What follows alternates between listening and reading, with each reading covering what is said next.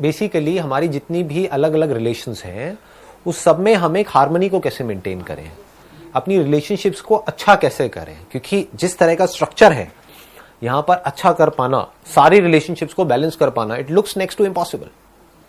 क्योंकि आप सबको तो खुश नहीं कर सकते ना।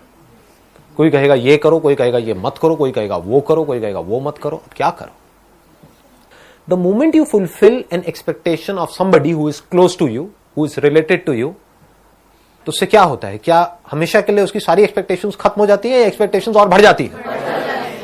अपने हस्बैंड की एक एक्सपेक्टेशन पूरी करी तो क्या हस्बैंड आकर के सामने से ये कहते हैं कि हाँ now I have got a perfect wife, या फिर वो बोलते हैं कि हाँ तुमने ये तो करी, अब ये भी करो, अब ये भी करो, अब ये भी करो। तुम्हें जीन्स टी शर्ट पहनने के लिए मना किया था, सूट पहनने के लिए बोला था, लेकिन सूट से कुछ नहीं होगा बेटा, पल्लू भी करो साड़ी पहनो घूंघट करो, पैर छुओ रोज सुबह उठ करके। ये सब चीजें होती है नहीं होती है? रिलेट कर पा रहे हो मैं क्या कह रहा हूं? तो क्या ये सोल्यूशन है? क्योंकि एक्सपेक्टेशंस का कोई अंत है।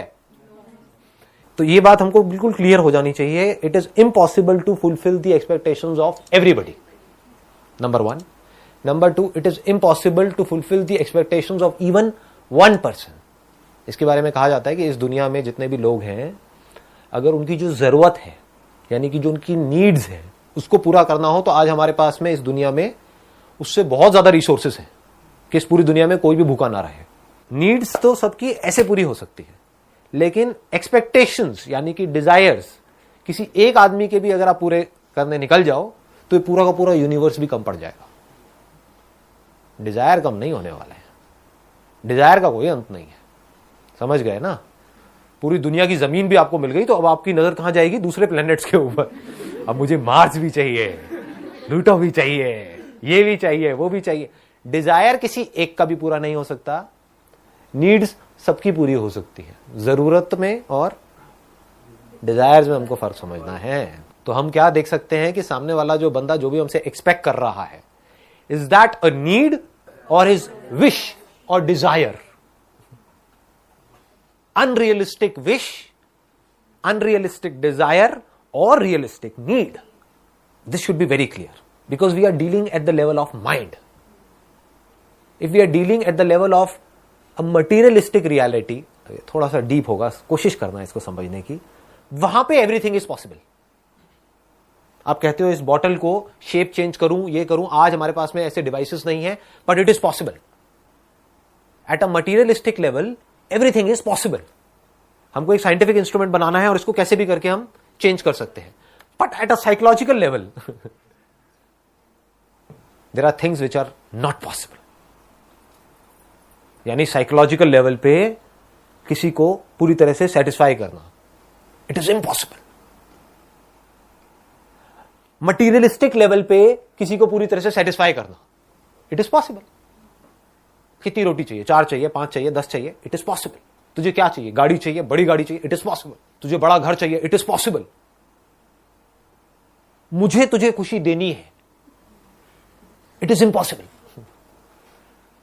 ये जब तक ये बातें आपको समझ नहीं आएंगी ना गहराई से, मुझे तेरा भला करना है, किस लेवल पे? साइकोलॉजिकल लेवल पे, इट इज इम्पॉसिबल। ये बात समझ आई?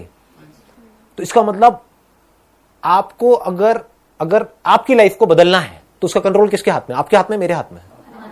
आपके हाथ में है। ऐसे ही आपके साथ में जो लोग हैं उनका बदलना या ना बदलना किसके हाथ में है? उनके हाथ में है। ये बात समझ आ रही है? तो अब क्या करोगे बताओ?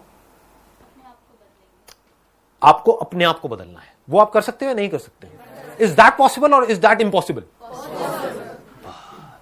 समझ गए ना कि अपना जो ध्यान है अब आपने सही जगह पर ला करके लगा दिया। अब आपकी एनर्जी सही जगह पर आ रही है। अब आपके क्वेश्चंस भी सही होंगे। ये नहीं होंगे कि मेरे पेरेंट्स मुझे सपोर्ट नहीं कर रहे, मैं क्या करूं।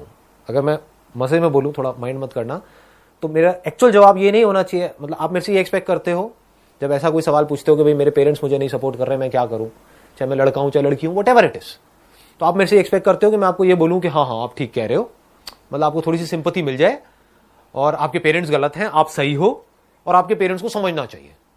मैं ये बोल दूं और आप ले आकर के वीडियो अपने पेरेंट्स को दिखा दो और आपके पेरेंट मोबाइल पे ही मेरी धुलाई कर दे। ये चाहते हो आप मुझसे? आप चाहते हो मैं आपकी तरफ हो जाऊं?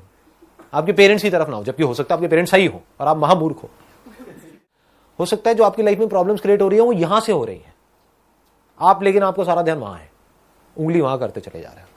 Sir most of the time ऐसा होता है कि गलतियां करने के बाद पता लगता है अरे यार मैंने तो ये गलती कर दी, फिर ऐसा लगता है कि बहुत लेट हो गए, मतलब उस चीज को हम इम्प्रूव नहीं कर सकते, we are not in a situation to improve it और make a solution out of. हाँ, अब आपने बहुत अच्छी बात बोली है। आप कह रहे हो कि एक गलती हमने करी, उसके बाद में हमको रियलाइज हुआ कि वो गलती इतनी बड़ी थी कि अब उसको हम इम्प्रूव नहीं कर सकते। मान लो उस गलती की वजह से कोई रिलेशन खत्म ही हो गया, तो इम्प्रूव किस लेवल पे नहीं कर सकते, बाहर के लेवल पे या अंदर के लेवल पे? अंदर के लेवल पे तो छोड़ो, मतलब बाहर के लेवल पे भी इतने सरकमस्टेंस। एक मिनट, यही आप समझ रहे हो ना मैं क्या कह रहा हूं? अपनी थॉट प्रोसेस में और मेरी थॉट प्रोसेस में अगर आप फर्क समझ पाओगे ना, तो आप समझ पाओगे मैं अपने सेशंस में बोलता क्या हूं। क्योंकि मैं बात कर रहा होता हूं अंदर की दुनिया की, आप उसको बाहर की दुनिया से रिलेट कर रहे होते हो। मैं बोल रहा होता हूं अंदर की दुनिया में एवरीथिंग इज पॉसिबल, आप बाहर की दुनिया में कह रहे हो तो हाँ एवरीथिंग इज पॉसिबल, तो करके दिखा बेटा बाहर की दुनिया में तो पॉसिबल। मतलब समझो, एक मिनट, आप जो कह रहे हो मैं उसी की एक थोड़ी सी डेप्थ में जाता हूं। आप ये कह रहे हो कि हमने किसी के साथ में कोई प्रॉब्लम क्रिएट हुई, मान लो कोई गलती हुई जिसकी वजह से हमारा सामने वाले पर्सन से एक एक्सट्रीम केस पकड़ लेता हूं ना, रिलेशन ही खत्म हो गया। मान लो इससे बड़ी चीज क्या होगी कि जीते जी आपको अपने पेरेंट्स से या अपने हस्बैंड से या किसी पर्सन से इतनी बड़ी गलती हो गई कि वो रिलेशन ही खत्म हो गया और वो ठीक हो ही नहीं सकता, सामने वाला इतना ज्यादा बुरा मान गया। इससे बड़ा तो कुछ नहीं हो सकता ना। एक तो छोटी मोटी लड़ाई झगड़ा हुआ, फिर 4 दिन बाद फिर साथ में बैठे हैं, पत्ते खेल रहे हैं, कुछ भी खा पी रहे हैं, मजे मार रहे हैं, मैं उसकी बात नहीं कर रहा, मैं कह रहा हूं रिलेशन ही खत्म। तो बाहर के लेवल पे वो प्रॉब्लम ठीक नहीं हो सकती, मान लो, क्योंकि सामने वाले के हाथ में है ना। वो कहेगा मुझे तुझसे बात ही नहीं करनी है, बात ही खत्म हो गई। बट द पॉइंट इज अंदर की दुनिया में क्या वो प्रॉब्लम ठीक हो सकती है, नहीं हो सकती है? इंपॉर्टेंट क्या है, बाहर की दुनिया या अंदर की दुनिया? बट वो बाहर की दुनिया हमारी अंदर की दुनिया को भी इम्पैक्ट कर रही होगी कि यार वो हमसे बात क्यों नहीं कर रहे।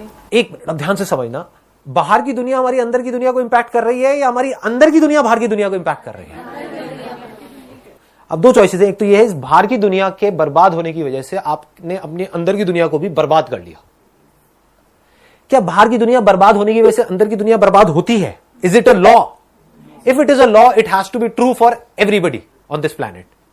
जबकि ब्रेकअप होने के बाद में कुछ लोग हैं जो बहुत खुश होते हैं, है ना, ब्रेकअप सॉन्ग पे डांस कर रहे होते हैं और कुछ है जो दुखी होते हैं। लड़का लड़की में ही एक है जो बहुत खुश है, अच्छा है पीछा छूटा, एक है जो बहुत दुखी है, देवदास बन गया। एक की जिंदगी खराब हो गई, एक की जिंदगी बन गई ब्रेकअप की वजह से। इसका मतलब क्या है, बाहर जो कुछ भी हो रहा है उसका अंदर कोई डायरेक्ट असर नहीं हो रहा है। समझे नहीं समझे? देखो लॉ कैसे बोलते हैं। ये बॉटल यहां पे आपके सामने है, इस बॉटल को मैंने गिराया, गिर गई बॉटल, क्या हुआ? ये लॉ है। दुनिया की कोई भी बॉटल अगर यहां पर ऐसे पकड़ के ऐसे छोड़ूंगा तो ऐसे ही गिरेगी। This is a law. यानी एक कॉज है, उसका एक इफेक्ट है। उसको छोड़ा तो because of law of gravity वो नीचे ही जाएगी, ऊपर नहीं जाएगी। वो अगर हम स्पेस में है तो बात अलग है, बट यहां पर है तो वो नीचे ही जाएगी। This is a law. यानी जो बाहर की दुनिया है वहां पर लॉज है जिसको हम डिफाइन कर सकते हैं। अंदर की दुनिया में कंट्रोल किसके हाथ में है? हमारे हाथ में है। ये कोई लॉ नहीं है कि अगर आपका एक रिलेशन खत्म हुआ या आपने कोई गलती करी तो उसकी वजह से आप जिंदगी भर के लिए दुखी रहने वाले हो। अंदर की दुनिया में हो सकता है उस गलती से अगर आपने सीख लिया और ग्रो कर गए तो उसके बाद आप पहले से भी ज्यादा खुश हो गए। तो समझदारी किसमें है? बाहर की दुनिया को बदलने में, जिसको आप नहीं बदल सकते, या अपने अंदर की दुनिया को बदलते रहने में, जिसको बदलते रहने की कोई लिमिट ही नहीं है। आपको कैसे पता लगेगा कि मेरे अंदर की दुनिया पूरी तरह से बदल गई है? जिस दिन आपके अंदर से बाहर की दुनिया में कुछ भी बदलने का डिजायर पूरी तरह से निकल जाएगा। अगर वो अभी निकल जाए तो क्या होगा? अभी खुश हो, दुख क्या है आपकी लाइफ में बताओ? दुख यही तो है कि जो जैसा है वो सही नहीं है। वो ऐसा हो जाए तो बढ़िया हो जाए, वो ऐसा क्यों है, मैं ऐसी क्यों हूं? यही तो है प्रॉब्लम। और क्या है? मैं जैसा हूं, जैसी हूं, परफेक्ट हूं। बाहर वो जैसा है, जैसी है, परफेक्ट है, कुछ करने की जरूरत ही नहीं है। तो क्या करो? झूमो, नाचो, गाओ, मस्ती करो। ये है अंदर की दुनिया की परफेक्शन। बाहर की दुनिया में ऐसी परफेक्शन पॉसिबल है? इम्पॉसिबल। क्योंकि जो आप चाहते हो वो सब बकवास है। अभी सुनने में कड़वा लगेगा। आपके खुद के अंदर कमियां हैं लेकिन आप चाहते हो सामने वाले में कमियां ना हो। तो जैसे जैसे हम अपने अंदर की दुनिया पे काम करते हैं तो क्या होता है, पहले हमको नजर आता है कि हाँ हमारे अंदर भी कितना कुछ बेकार है और कितना कुछ बढ़िया है। अभी वो आपको पता ही नहीं है, आपको सामने वालों को तो सब कुछ पता है, अपना खुद का नहीं पता है।